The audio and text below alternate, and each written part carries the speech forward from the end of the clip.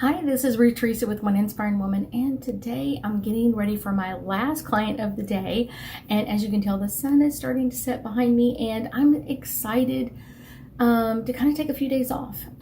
It's not something I do very often, but it can be really fun. And one of the things that I have been shown several times over the last few days, and kind of working on some of getting ready for some of our portals that are coming up in the next few months.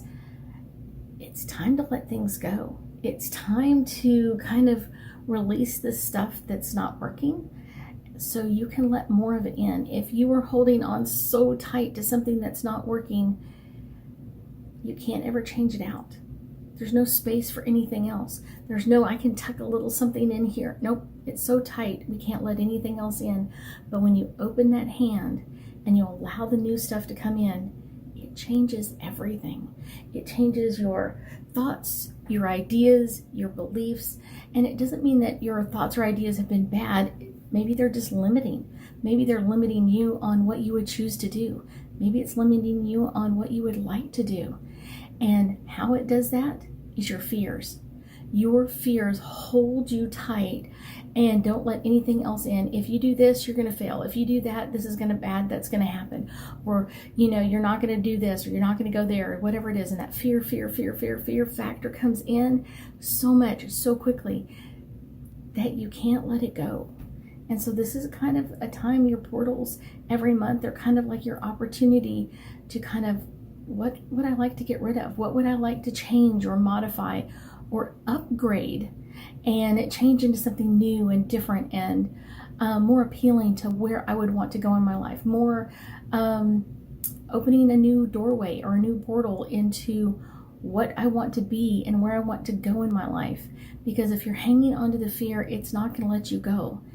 Fear is not ever going to let you go until you let fear go. And you don't have to let it go all at once. You can let it go a little bit at a time and just look at each and every fear.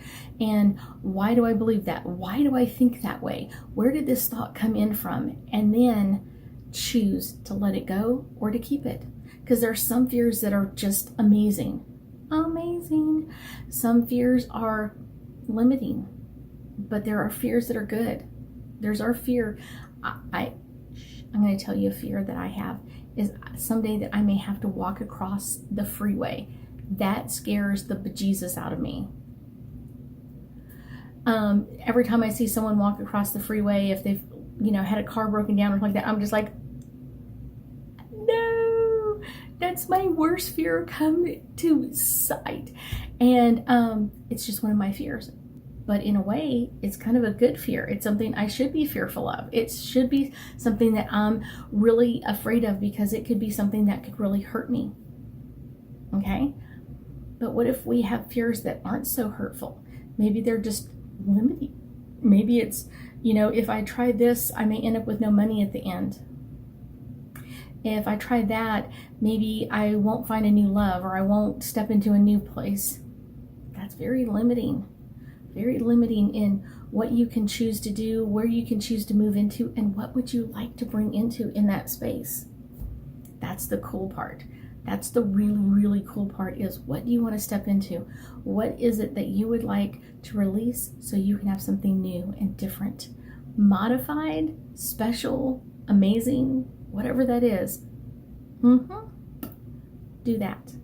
Do that instead, because that is something that you will always enjoy doing. It's something that you will always feel so motivated to change within you. And once you start, it kind of gets to be fun because every day you get to live your best life. Every day you get to do the fun stuff that you really, really like to do. And the stuff you really don't like to do, find someone who likes to do it. There are people out there that like to do things. Me, numbers, not so good. I find people that are great with numbers and I ask them to do that for me. And usually they're like, hell yeah, I'll do that. I love that part. I love that part. I love to do the numbers. I love to do that part. That's the special part, is find somebody that loves the things that you don't, so y'all can make a great team. I thank you so much for joining me today, and I know that we'll be talking again soon.